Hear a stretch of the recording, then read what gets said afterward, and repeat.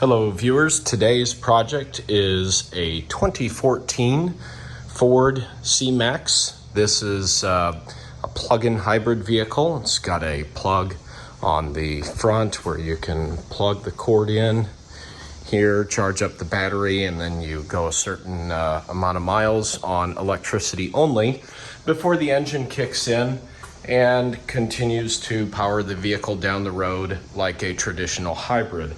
The benefit of a vehicle like this is if you can park it in your garage and plug it in, you'll have a good 30 to 40 miles of range before the electric battery runs out and the engine has to kick on.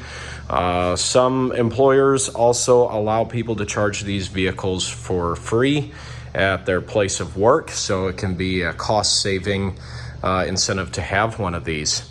Now, the problem that we've got with this vehicle is the owner's having an issue where the hybrid battery pack is not charging. The electric battery pack in the vehicle is not charging for some reason at times. He says it seems to be temperature related. Sometimes it'll charge, sometimes it won't. So I did some looking around, did some research, and didn't really find too much. So I went ahead and looked up the codes on Ford's site and found something pretty simple and pretty interesting. I'm thinking this will probably fix the problem. Fingers crossed, we'll get this vehicle back on the road and all will be well.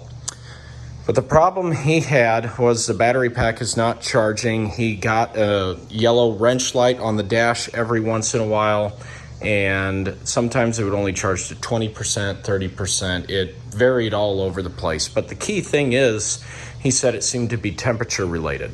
So I went ahead and retrieved the codes from this vehicle, and we have a code P0D as in Delta, 8F as in Frank, right there.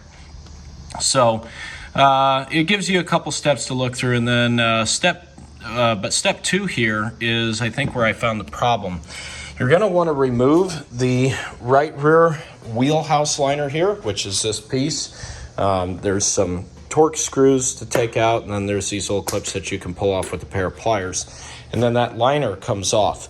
That liner basically sits up in here around the wheel, keeps water and debris and things off the body of the vehicle.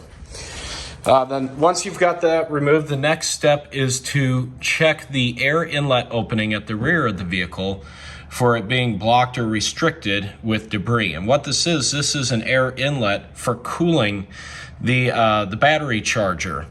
And so what I did, got my little flashlight out here, found this little port, and as you can see, it is mostly clogged. We have a little area down here on the bottom that is still open, but when you look at the rest of this, it's probably a good 80% clogged, maybe even more. And I'm pretty sure that is our problem. So I'm gonna get my little shop vac out here. I'm gonna vacuum off all that debris from the screen and then put everything back together, clear the codes, and we'll see if this vehicle begins charging normally again. I'm gonna let it sit overnight and see if I get a full battery the next morning.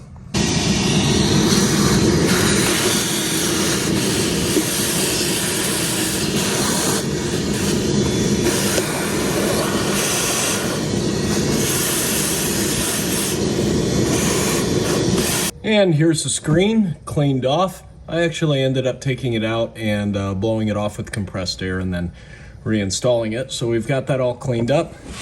This little fender liner here is back in place. We're gonna re-secure it, put the wheel back on, and then plug it in and see if it charges. So here's the charger plugged into a wall outlet. You got it plugged into the car.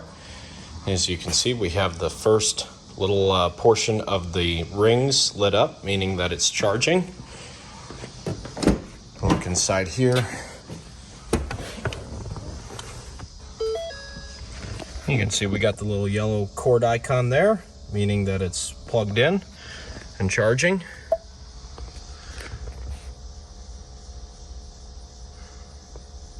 Here's our estimated time to a full charge, about 6 hours at 120 volts.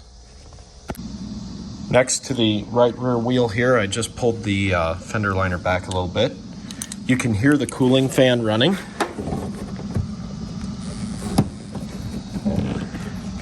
And if we take a look up in here behind the fender liner, you can see the little screen that I cleaned up. You can hear the air rushing in past the screen to cool the charger. So, my theory is that was our problem. That screen was clogged, restricting airflow, causing the charger to overheat. So we're gonna let this charge overnight here throughout the rest of the day. Let's see if we get a full charge the next morning. And if so, that is problem fixed.